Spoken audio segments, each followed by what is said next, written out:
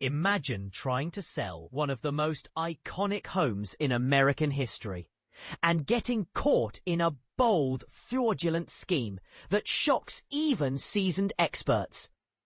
That's exactly what happened when a Missouri woman attempted to auction off Elvis Presley's legendary Graceland estate, only to be stopped by the courts before the sale could go through.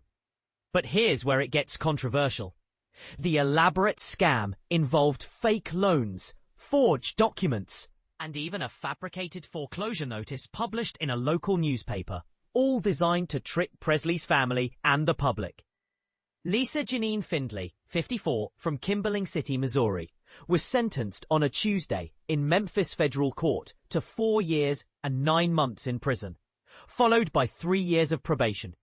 U.S. District Judge John T. Fawkes Jr. handed down the sentence after Findley pleaded guilty earlier this year to mail fraud connected to the scheme.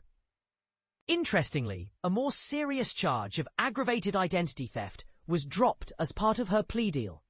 Findley chose not to speak during her sentencing hearing. The heart of the fraud involved Findley falsely claiming that Elvis Presley's daughter, Lisa Marie Presley, had borrowed $3.8 million from a fake private lender and had used Graceland as collateral for the loan before her death in January 2023.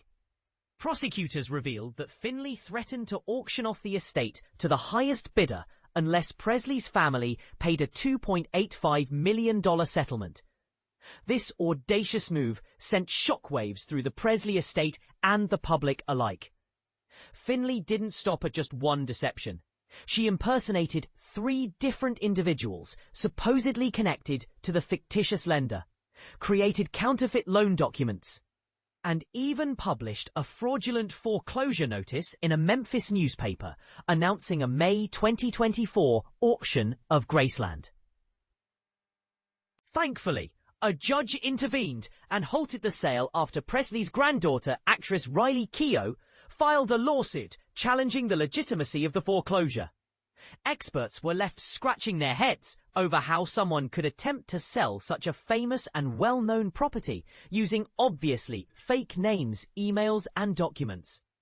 Graceland, which opened as a museum and tourist attraction in 1982, draws hundreds of thousands of visitors annually and is a cornerstone of Elvis Presley Enterprises, which also owns a large Presley-themed entertainment complex nearby.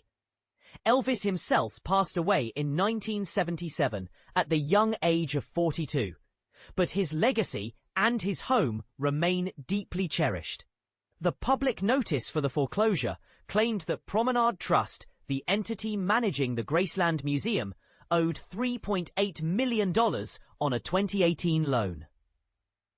Keough inherited the trust and ownership of Graceland after her mother, Lisa Marie Presley, passed away. Keough's lawsuit alleged that the so-called lender, Nelsony Investments and Private Lending, a company Findley created out of thin air, presented fraudulent documents, and that Lisa Marie Presley never took out any loan from them. Adding to the suspicion, Kimberly Philbrick, the notary whose name appeared on the fake loan documents, stated she had never met Lisa Marie Presley, nor notarized any papers for her. This affidavit seriously undermined the authenticity of the documents and was a key factor in the judge's decision to block the sale. The judge noted that Elvis Presley's estate had a strong case to prove the auction attempt was fraudulent, effectively protecting the historic property from being wrongfully sold. After the sale was stopped, Nelsony Investments issued a statement explaining they would not proceed because a crucial document and the loan were recorded in a different state, complicating legal proceedings. However, the statement did not specify which state, leaving some questions unanswered.